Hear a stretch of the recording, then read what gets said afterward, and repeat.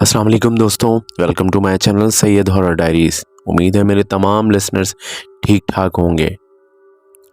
दोस्तों, जो वाक़या मैं आप लोगों की समातों तक गोश-गुज़ार करने वाला हूँ, ये हमारी लिसनर सबा ने हमारे साथ शेयर किया है।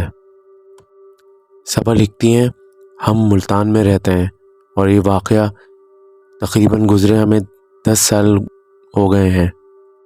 मेरे हस्बैंड एक गवर्नमेंट जॉब करते हैं। शादी के बाद जिस घर में मैं अपने शौहर के साथ रह रही थी, उस घर में शौहर के भाई वगैरह और पूरी फैमिली सब लोग रहते थे। उनकी वालदा भी रहा करती थी। वालदा के इंतकाल के बाद मज़ीद भाइयों वगैरह ने फ़ैसला किया कि इस घर को बेचकर सब अपने अपने हिस्से के जो पैसे होते हैं वो आपस में बांट लेंगे, जिनमें बहनों वगैरह के भी हिस्से थे। बिल्कुल ही ऐसा होता है और सबको सबके हिस्से की रकम अदायगी कर दी जाती है। मेरे हस्बैंड को भी उनके जो भी हिस्से में रकम आ रही थी वो दे दी जाती है। और अब हम लोगों के लिए एक बहुत बड़ा टास्क घर ढूंढना था। जैसे तैसे करके हम लोगों ने एक घर की तलाश मुकम्मल की और उस घर को हमने फाइनल किया। मज़ीद थोड़े और पैसे मिला के उस घर को हमने ख़रीद लिया। मेरा एक बेटा था जो उस वक्त 8 साल का था। घर बहुत अच्छा था और हम बहुत सुकून के साथ रहने लग गए। कुछ अरसे बाद हमारा दिल भी लग गया। तमाम हालात, वाक़यात, तमाम चीज़ें बहुत ही अच्छी चल रही थीं कि कुछ महीनों बाद मैं महसूस करती हूँ कि मेरे बेटे में बहुत ज़्यादा बदलाव नज़र आ रहा है। मेरे शौहर तकरीबन शाम 5-6 बजे, 7 बजे कभी आया करते थे। ज़्यादातर वक्त मेरा अपने बेटे के साथ गुज़रता था, तो मैं उसको बहुत अच्छे से जानती थी, उसकी तमाम आदतों को बहुत अच्छे से फ़ील करती थी। उस दिन भी कुछ ऐसा ही हुआ।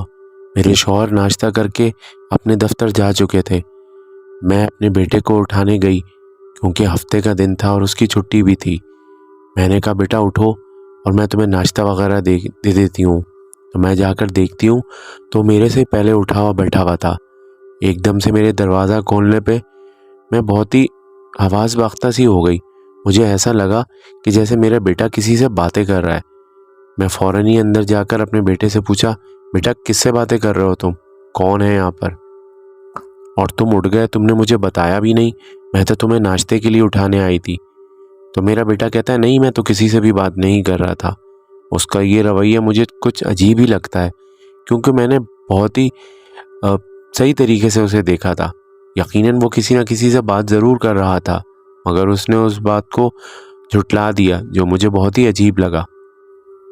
इस वाक़ये के बाद से मैं अपने बेटे पे बहुत ज़्यादा नज़र लगने लगी और मैं अक्सर औक़ात देखती कि वो अकेले में है और किसी न किसी से बात कर रहा है, और मेरे वहाँ फ़ौरन जाने पर वो एकदम खामोश हो जाता और मैं उससे कुछ पूछना चाहती तो मुझे कुछ ना बताता और बिल्कुल खामोश हो जाता और कहता कोई भी बात नहीं, और बहुत ही पुरसुकून लहजे में मुझे जवाब देता। एक और रोज़ जब मेरे शौहर चले जाते हैं, मैं जाकर देखती हूँ अपने बेटे को कि बहुत देर से आवाज़ नहीं आ रही। पूरा घर मैं छान लेती हूँ, ऊपर भी जाके देख लेती हूँ, मगर मेरा बेटा मुझे कहीं नहीं मिलता। मैं बहुत ज़्यादा परेशान हो जाती हूँ और ये सोचती हूँ कि ये गया कहाँ है। घर के अंदर से दरवाजे ताले सब बंद हैं, ये कहाँ चला गया। बाहर से देखकर जब मैं अंदर आ रही होती हूँ तो मेरा बेटा, जहाँ मैंने बहुत ही सही तरीके से उसे देख लिया होता है कमरे में, वो वहाँ से निकल रहा होता है। मैं कहती हूँ, अरे अभी तो मैं तुम्हें यहाँ पे आवाज़ें भी दे रही थी और बाकायदा से तुम्हें देख कर गई हूँ, तुम तो यहाँ नहीं थे, फिर तुम यहाँ से कहाँ से निकल रहे हो? मैं तो तुम्हें बाहर गेट तक देख कर आ गई हूँ। वो कहता है, नहीं अम्मी, मैं तो यहीं पे था। एक दिन मैं कस्टर्ड बनाती हूँ और अपने बेटे को देती हूँ क्योंकि मेरा बेटा कस्टर्ड बहुत ही शौक़ से खाता है। वो अपने कमरे में ले जाता है और कहता है, मम्मा मैं अपना कस्टर्ड अपने कमरे में ले जा रहा हूँ। मैं बाउल पूरा ही उसे दे देती हूँ और कहती हूँ कि जितना खाना तुम्हें खा लो और फिर वापसी ले आना, मैं इसको फ्रिज में वापस रख दूँगी। मैं थोड़ी देर में देखती हूँ कि वो पूरा बाउल लेकर आ रहा है और कहता है मुझसे, मम्मा और है बाउल? मैं बहुत ताज्जुब करती हूँ और कहती हूँ, इतना बड़ा बाउल इसने अकेले कैसे खाया? खैर मैं दूसरा बाउल निकालती हूँ। तकरीबन 2 ही बाउल भर भर के बने थे। एक मैंने अपने शौहर और अपने लोगों के लिए रख दिया था, एक मैंने अपने बेटे को दिया था। मैं दूसरा बाउल भी निकाल के दे देती हूँ उसे। थोड़ी देर में जाके कमरे में देखती हूँ कि पूरा बाउल साफ है, दूसरा भी। अब मुझे बहुत ज़्यादा हैरत होती है, फिक्र भी, कि ये हो क्या रहा है। कभी मेरा बेटा बातें करता नज़र आता है, कभी मेरा बेटा खुद ब खुद मुस्कुरा रहा होता है किसी को देखकर। मैं बहुत ही अजीब तरीके से ये सब कुछ देखकर रहा नहीं जाता। मैं अपने शौहर से इन तमाम चीज़ों का जिक्र करती हूँ। वो कहते हैं, अरे नहीं, तुम्हारा धोखा होगा, ऐसी कोई बात नहीं है। दिन गुजरने लगते हैं और मामलात जारी रहते हैं। इस तरह के छोटे बड़े वाक़यात रोज़मर्रा का हिस्सा बन जाते हैं। मेरा बेटा पढ़ाई लिखाई में कुछ ज़्यादा होशियार नहीं होता, थोड़ा सा डल होता है, और कुछ सब्जेक्ट्स में तो बहुत ही ज़्यादा डल होता है।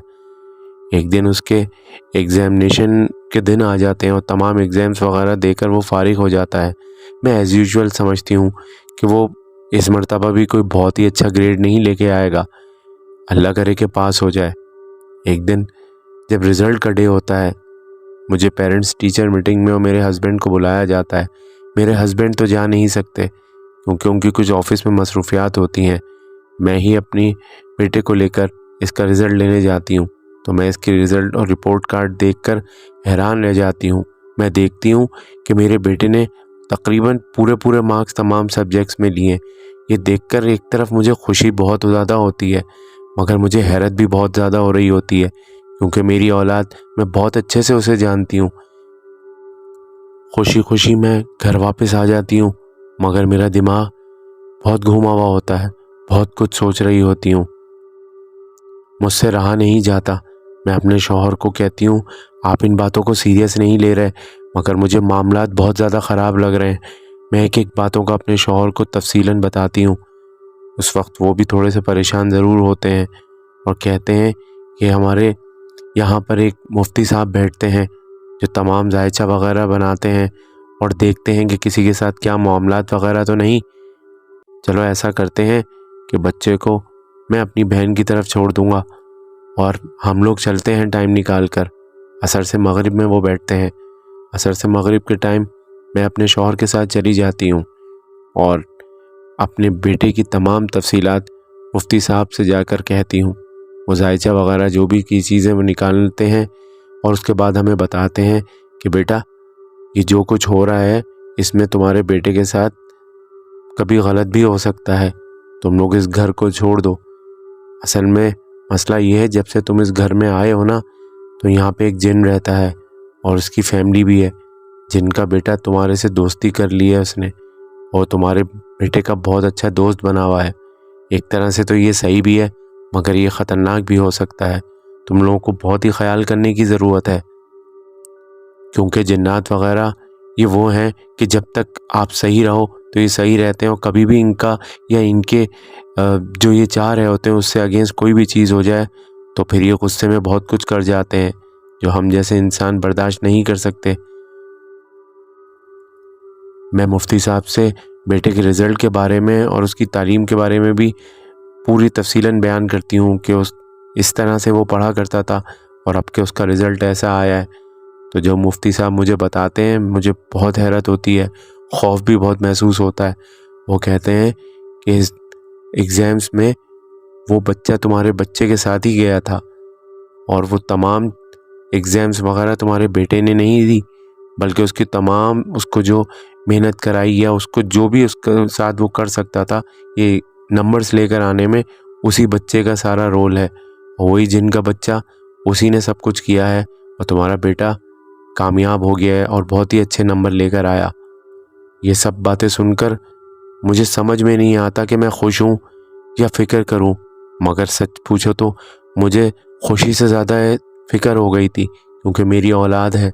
मुझे सबसे ज़्यादा उसकी जान की फ़िक्र हो गई थी, क्योंकि ये मामलात, ये दोस्तियाँ, ये अच्छी नहीं होती, ये आगे चल के कुछ परेशानी भी बना सकती हैं। मैंने मुफ्ती साहब से कुछ घर में आकर पढ़ने वगैरह के बारे में कहा, तो उन्होंने कहा, मैं कोशिश कर सकता हूँ, मगर तुम्हारे घर में रहने वाले जिन्नात बहुत ताकतवर हैं। फिर भी मैं कल आऊँगा और कोशिश ज़रूर करूँगा। अगले ही दिन वो हमारे घर में आते हैं और वो तमाम चीज़ें देखते हैं और मामलात भी देखते हैं। वो बताते हैं कि तुम्हारे घर में एक से ज़्यादा फैमिलियां हैं जिन्नात की, सिर्फ एक ही नहीं है, और तुम्हारा बेटा उनमें से एक जिन के बेटे के साथ बहुत उसकी दोस्ती है। मगर जिन्नात की रिहाइश क्योंकि इस घर में बहुत पुरानी है और वो ऐसा तुम्हें कोई तंग भी नहीं कर रहा है, मेरी मानो तो हम इनसे किसी भी किस्म की इंतकाम या इनको यहाँ से निकालने के बजाय अगर तुम चाहो तो तुम ही यहाँ से जाने की सोचो, क्योंकि ये बच्चा जिनका जब तक तुम लोग यहाँ रहोगे तुम्हारा पीछा नहीं छोड़ेगा। मगर हाँ, इस चीज़ का ख्याल रखना कि घर चेंज वगैरह करने और जब जब तुम लोग घर देखने वगैरह जा रहे हो या पसंद करने जा रहे हो तो अपने बेटे को इस बात का बिल्कुल भी इल्म ना देना।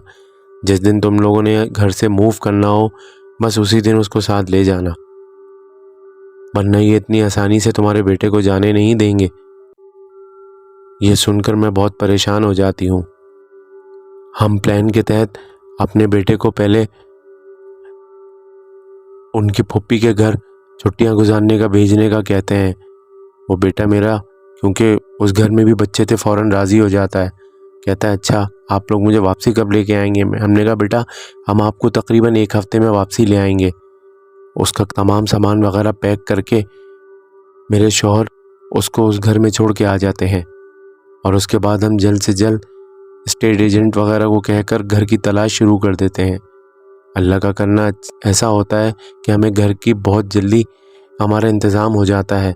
स्टेट एजेंट को हम जल्द से जल्द उस घर की तमाम डॉक्यूमेंटेशन वगैरह मुकम्मल करने का कहते हैं। वो तमाम चीज़ें जल्द से जल्द मुकम्मल कर देता है। अगले दिन हम फिर मुफ्ती साहब के पास जाते हैं और उन्हें अपने पूरे प्लान के बारे में बताते हैं। मुफ्ती साहब हमसे कहते हैं कि अभी तुम लोग अगर वो घर हो भी जाए तो तुम लोग खुद चले जाना, एक सामान भी अभी फ़िलहाल लेकर मत जाना उस घर से।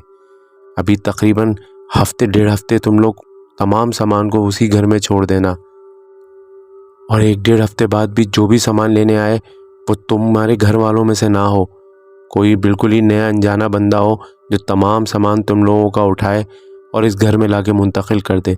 तुम लोगों को वहाँ अब मज़ीद बिल्कुल भी जाने की ज़रूरत नहीं है। हम बिल्कुल बताए हुए तरीक़े पर अमल करते हैं और बिल्कुल ऐसा ही करते हैं। तमाम सामान हम 1.5 हफ्ते बाद मंगवाते हैं, पहले ख़ुद जाके उस घर में शिफ्ट हो जाते हैं और अपने बेटे को पुप्पी की तरफ ही इनके रहने देते हैं। जब 1.5 हफ्ता गुजर जाता है, तमाम सामान हमारे घर में आ जाता है, तब हम उसको दूसरे घर से बुलवाते हैं।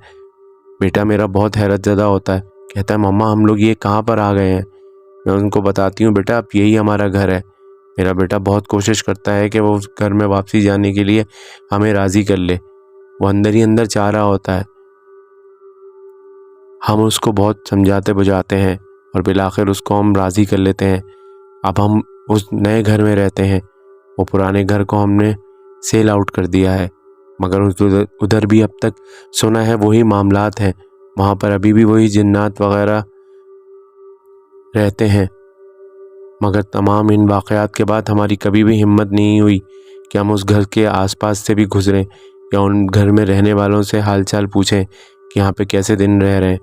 बीच बीच में कभी कभी वो घर बिल्कुल खाली भी नज़र आता है, ऐसा लगता है जैसे कोई लोग आए थे और फिर वो जल्द से जल्द वापसी चले गए। अल्लाह ताला ने हमें किसी बड़ी मुश्किल से बचाया, उस परवरदिगार का बहुत शुक्र और करम है। आप लोग भी हमेशा अपने इर्द गिर्द तमाम चीज़ों का ख्याल रखें। कोई भी नए घर वगैरह में शिफ्ट हो हमेशा कुरान खानी वगैरह करा लिया करें। उम्मीद है आप लोगों को ये स्टोरी बहुत अच्छी लगी होगी। मेरे चैनल को लाइक करें, शेयर करें, सब्सक्राइब करें। मिलते हैं इंशाल्लाह अगली स्टोरी में। अल्लाह हाफिज़।